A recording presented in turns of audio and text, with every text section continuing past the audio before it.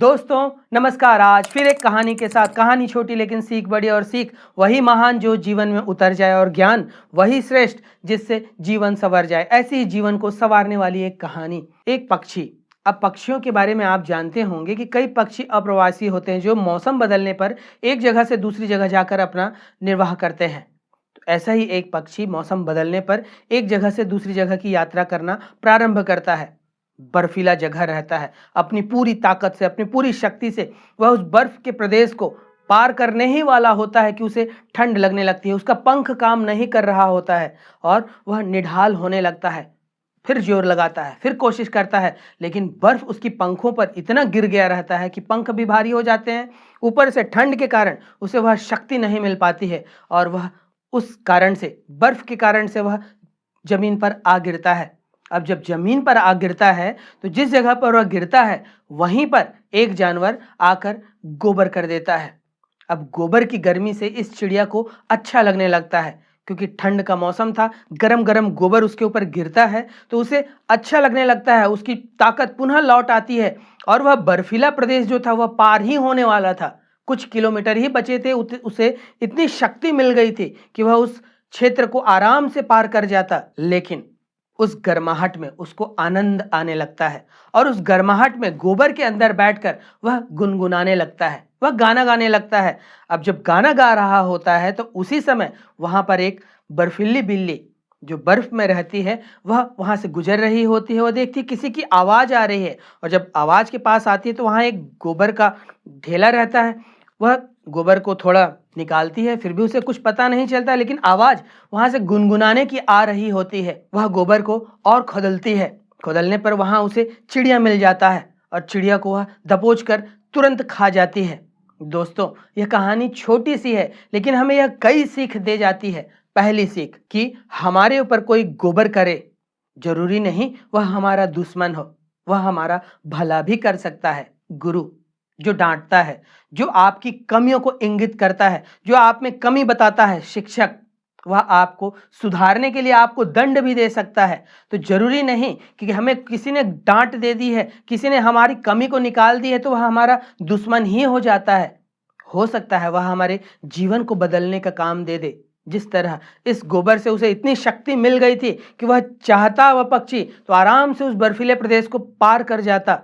इसी प्रकार हमारे जीवन में हमारे गुरुओं के द्वारा डांट मिलती है और वह डांट आशीर्वाद स्वरूप होती है जो हमारे जीवन को सच में बदल सकता है। ऐसे कई व्यक्तियों के साथ व्याख्याएं हुई हैं जहां किसी एक व्यक्ति के द्वारा गंदे जुबान से की गई बातें, गंदे जुबान से की गई डांट उसके जीवन को बदल देती है। तो पहली सीख हमें यही मिलती है कि हमारे ऊपर कोई गोबर करे तो जरूरी नहीं कि वह हमारा दुश्मन ही हो।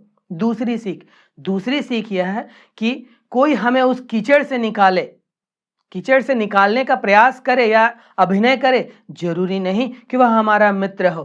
जिस प्रकार यह बिल्ली उसे गोबर से निकालने का काम तो कर रही है, ऐसा लग रहा है कि उसे गंदगी से निकाल रही है, लेकिन हमारे जीवन में कई ऐसे चापलूस लोग आते हैं, कई ऐसे मतलब परस्त लोग आते हैं जो आपसे मीठी मीठी बातें करेंगे, आप में अच्छा ही अच्छा करें बताएंगे, आप बुरा भी कर रहे हो तब भी आप में अच्छाई ही गिनाएं। वह आपका मित्र नहीं हो सकता। दूसरी सीख हमें यही मिलती है कि हमें कोई गोबर से निकाले तो जरूरी नहीं वह हमारा मित्र ही हो। ऐसे कई तमाम लोग होते हैं जो तारीफों के पुलिंदों में आकर अपने आप को भूल जाते हैं, अपने आप को गौरवान्वित महसूस करने लगते हैं, और यह चापलूस लोग, यह मतलब परस्त लोग इसी वाणी का उपयोग करते हैं। तो बहुत मीठी वाणी से भी बचकर रहना है। ऐसे लोग अपना मतलब निकालने के लिए आपका उपयोग कर सकते हैं। वह मतलब शारीरिक हो सकता है, वह मानसिक हो सकता है, वह आर्थिक ही हो सकता है। तो आपको दिमाग लगानी है। अब तीसरी सीख यह कि हमें अपने कंफर्ट जोन से बाहर आना होगा। जिस प्रकार इस पक्षी पर गोबर गिरता है और उस गर्माहट में अपने आप को सोचने लगता है कि आहा यही जीवन है। सुअर कीचड़ में है, कीचड़ से भरा पड़ा हुआ है, वहां खेल रहा है, सोचता है आहा यही जिंदगी है, हमें वहां से निकलना होगा। वह पक्षी भी वहां से निकलता, उसे उतनी ताकत मिल गई थी, उसे उतनी गर्माहट मिल गई थी कि कुछ किलोमीटर बचे थे वह पार कर जाता। लेकिन अपने इस कंफर्ट जोन में रहने के कारण वह वहीं पर मारा जाता है। तो हमें अपने कंफर्ट जोन से निकलना होगा। जो चीज़ हमें आराम परस्त बनाए, जो हमें आलसी बनाए, वहाँ से हमें दूरी बनानी होगी। अंतिम सीख, और यह सीख यह कि हमें बोलने से बचना होगा। बहुत ज़्यादा बोलने से, अनर्गल बोलने से, व्यर्थ की बातचीत करने से आपको नुकसान ही होता है। यह पक्षी गुनगुनाता नहीं रहता, बोलता नहीं रहता, तो शायद बिल्ली की नज़र, बिल्ली की आवाज़, जो आवाज़ पर ध्यान गई, वह नहीं जाता और इसकी जान बच जाती। तो हमें व्यर्थ की चीज़ें बोलने से बचना होगा। कम बोलने वाला, मितभाषी बनना होगा। तभी कहीं जाकर हम अपनी शक्ति को अपने उद्देश्य पर, अपने लक्ष्य पर लगा सकते हैं। तो ये छोटी सी कहानी जो हमें सीख तो बहुत दिखा जाती है, लेकिन वह सीख तब काम आती है जब हम उस पर अमल करें। विश्व के सभी धर्म उपदेश, विश्व की सभी धर्मों की कहानियाँ केवल कहानियाँ नहीं है, वह आपके जीवन को बदलने का सूत्र है।